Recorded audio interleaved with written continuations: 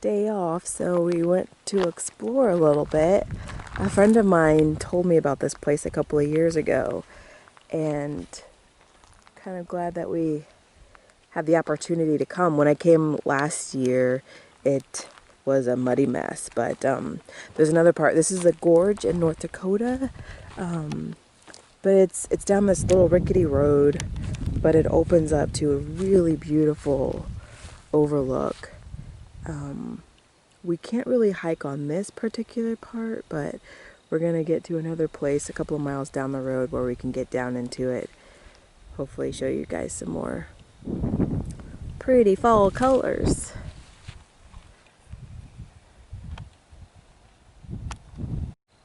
Alright, so there's some of the signage. It just kind of talks about how the gorge was carved by glacier meltwaters. Interesting information. I gotta read through it. Oh, sounds like we got a neighbor coming in. But this is so pretty.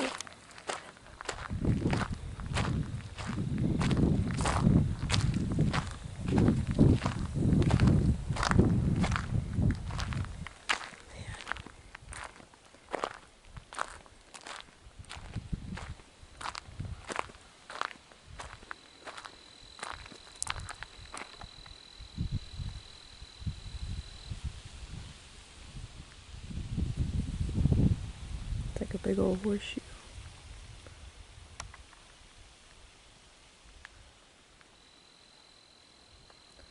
See how close we can get.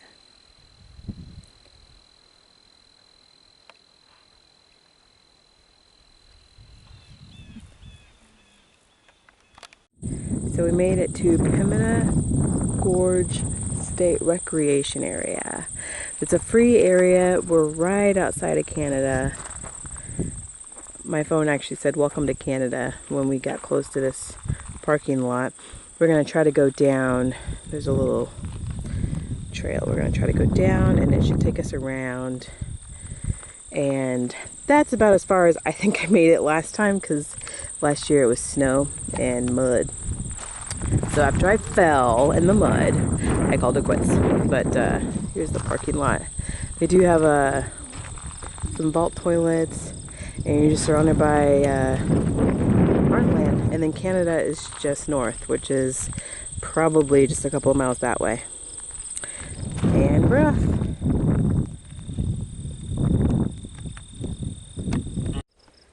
Still on the trail. We're hearing some ATVs out here, but appreciating all the colors.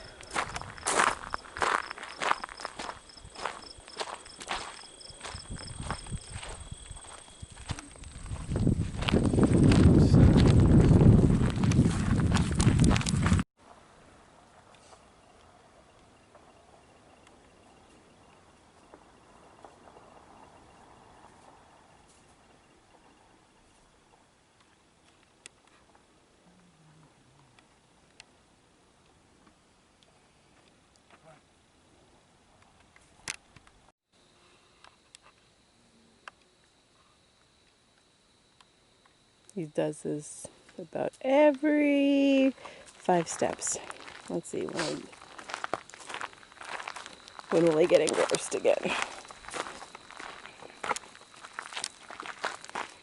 Oh, proved me to be a liar.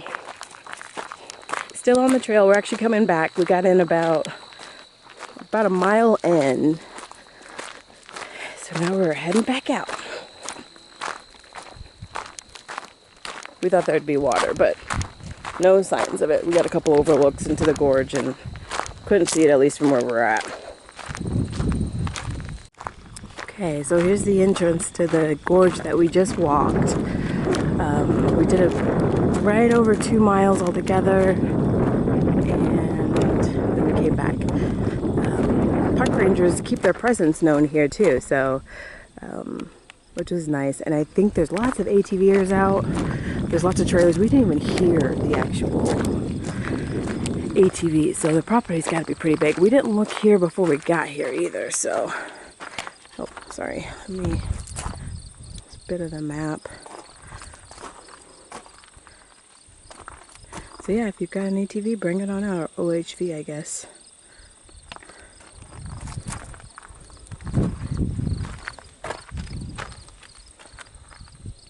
And then there were also some informational, like, maps up top here, right through this main entrance. Now, when I came last year, it was pretty muddy and snowy, so this was actually closed technically, but the ranger said I was okay to go in, so. Today is beautiful. It's in the 70s. So we enjoyed ourselves. Rusty's getting a drink, and we're gonna head on back.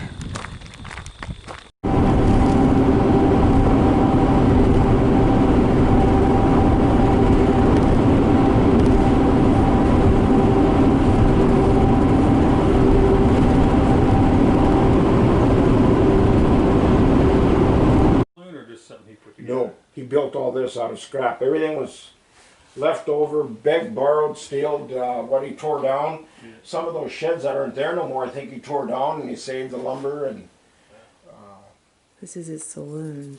Real saloon. That's pretty neat. Wow. His version. But nothing's been done here. I come on board about 3-4 years ago. We've been doing a bunch of work, and you know, nothing's been done. So we're having so much damage is starting to come in. So me and another guy, we started rebuilding, and then I got a third guy, and you'll see there's 4 or 5 of these windows have been replaced. Or siding. So he puts in these little short pieces, and then this was his seam. Oh. But you know, some of the wood is getting bad. Yeah. So like this guy that did this window, he replaced some of the siding in here and occupied in there. That was his church. Wow. He didn't miss nothing, did he?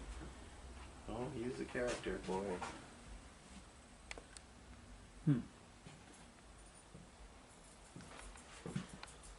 And some of this stuff, you know, maybe we can try match up paint and, you know, glue. They're kind of broken and this and that, chipped up, but you know, we don't have time to go inside. We got to get the outsides waterproof. Yeah. And in good shape.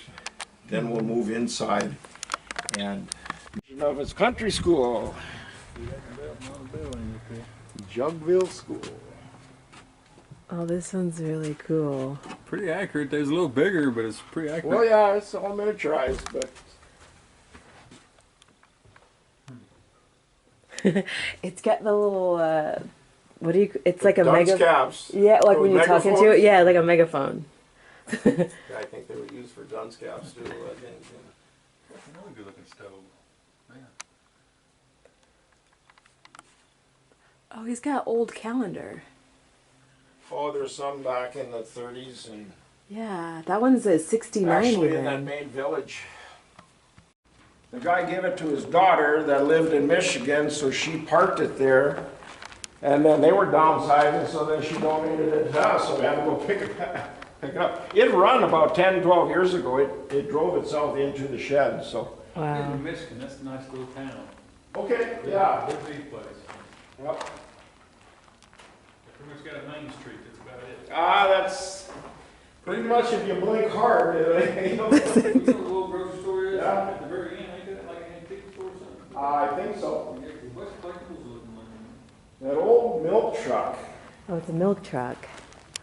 Is the original truck that they used to deliver milk here 60, 70 years ago. Wow. The local guy,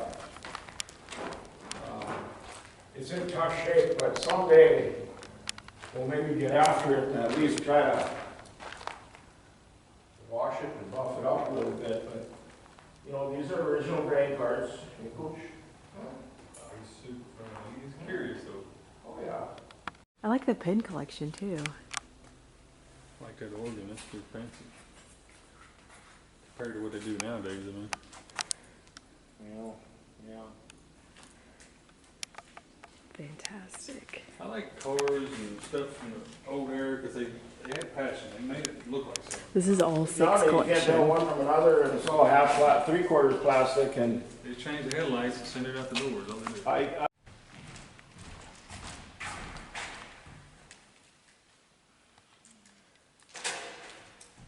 the chalice. So we've got the whole history of them, where they come from, who took it down, and everything. So we're going to make some signs up, some nice big plaques, and we're going to put them on the corners up here so others can find out. That's fantastic. they turned out 100 times better than we thought at one time. Had to do a lot of wood filling and patching, and it took us 3 days to clean that up. It hadn't been cleaned since I think he built it. Mm-hmm. And when did you say you said it was your great... It was a great uncle of mine. It was an uncle of my mother's. Wow. Henry French. That is one of a kind. Very detailed. So that was pretty awesome. We stopped here to just explore. We didn't know if they were open or closed, and we just happened to come across a guy who is very involved with the property and gave us a couple of tours. So we're gonna, he spent every bit of an hour or two with us walking around, and we got to see inside of some of those places. So now we're just he's gonna take off, and we didn't get to check out half of the property still. So we're gonna see what else this little village has. Sig is the guy that most of this all belonged to. He grew up a couple of miles north of here and actually built many of these buildings. And I will try to get back and show you the plaque that they have in honor of him. But it was just his hobby, which, I mean, I've never seen somebody with these kind of skills. So anyways, they ended up moving a lot of like these buildings from Sig's property, putting them here and just kind of trying to maintain the history that he had. So anyways, we'll keep you along for the journey. This bridge we're going to go over was built for $4,300 in 1918 by the Nolman Lumber Contracting of Grafton. It's pretty cool. He actually, the gentleman that we hung out with, said we could drive across this. We're not going to. But yeah. I think that's Sig's old house because it matched one in the picture. Oh, okay.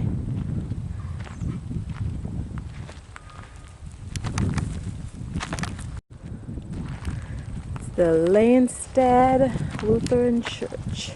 Now, normally you can get into all of these. We just got lucky that gentleman was here, Daryl. But normally you can get in and tour all of them. So we had that man kidnapped for long enough, so he wasn't able to show us everything. But there's the church. Here's the taxidermist. And I think, well, when we show you the, there's a plaque, or I don't know, what do you call it, like an information board. It shows some of these as the original locations.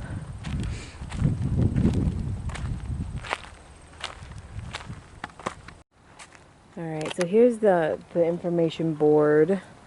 This is Sig. He is the guy that most of the the actual buildings are coming from, and the props inside. This is the original land that the buildings were on. So this row of they're not big. They're intentionally smaller. It's what these are. So they've actually moved them to this plot. And these were some of the buildings that we went into earlier, with like the saloon, the little church, and the little school. So yeah, that's what those are. And then yeah, just what were some of the other ones that he pointed out? You can't see from here, but that's just sitting right over there. You can't see it. Oh yeah. So, but this man actually built all of it, and he just had an act for, well, just building miniatures. Yeah. So just with those buildings, how they're slightly smaller. Well, the guy gave a tour, said he was infatuated with lawnmower engines and bicycles. Yep. So a lot of stuff is based around that. Yep. And then this is his wife, and she also, they have a collection of some of her items here as well, like some of her Avon, and it's a huge collection, some vinyl, but Uncle Sig, that's who he is. There's a bed made with a flower pot. That's not I didn't. But he seemed like he was a very interesting man. He actually just passed away in 2004.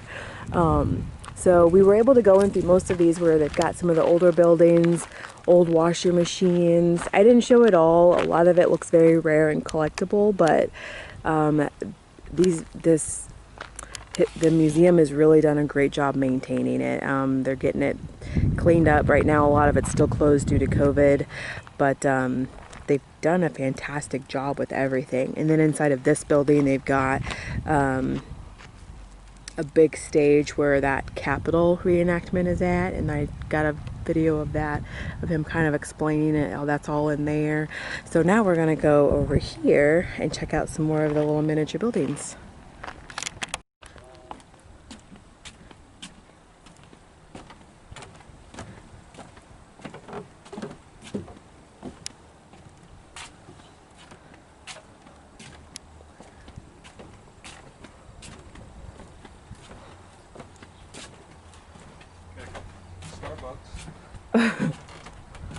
He's just kidding.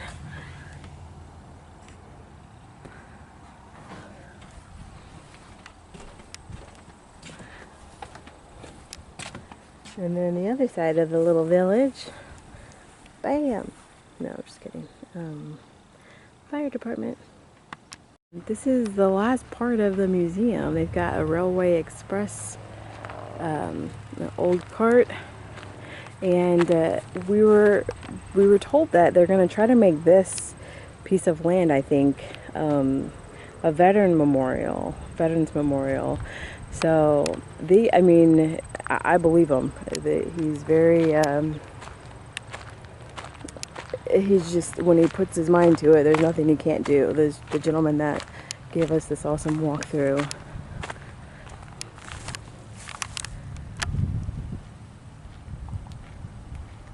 But yeah, what a beautiful day too. We had the day off. We're here exploring, and Alton, Kentucky. I didn't see that. See, it was donated by the Army, though. Yeah. Oh, Adolf. We call it Adolf. It's not how you pronounce it. We always make fun of it. Yeah. But I know what company has at least one. And they actually have a little carousel in there too for the kids. They usually use this piece of land as a teaching piece for the kids. So he said they get kids from up to 30 miles away, like schools rather, that come and tour and just kind of learn, because a lot of what SIG had was history of the area. So it was just a great tool that they use here. So pretty awesome. But yeah, hopefully we'll be able to come back again next year, and maybe they'll have some groundwork done right here on the Veterans Memorial. What did you think of all of it together? Pretty nice, interesting.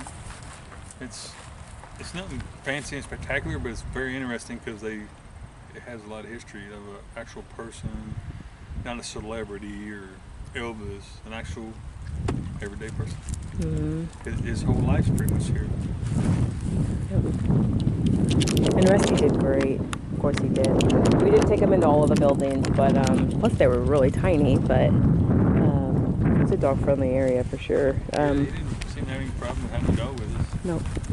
Again, I only took him in the great big buildings. Yeah. Because there was dirt. I noticed it had dirt floors, so I took him in there. Yep. But I put him up on the really nice building. Yeah. So you could probably get away with your dogs or pets over there. Maybe put them in your car or whatever on this side. Mm-hmm. And you'll notice, yeah, like what he's saying is there's two bigger ones that have dirt floors. Or at least one of them had a dirt floor. I think, right. One was concrete, but we were already over there with them, and he didn't mind having them with us. Dusty and kind of. Yeah. It ain't like fancy stuff. Yep. But I would say it's dog friendly.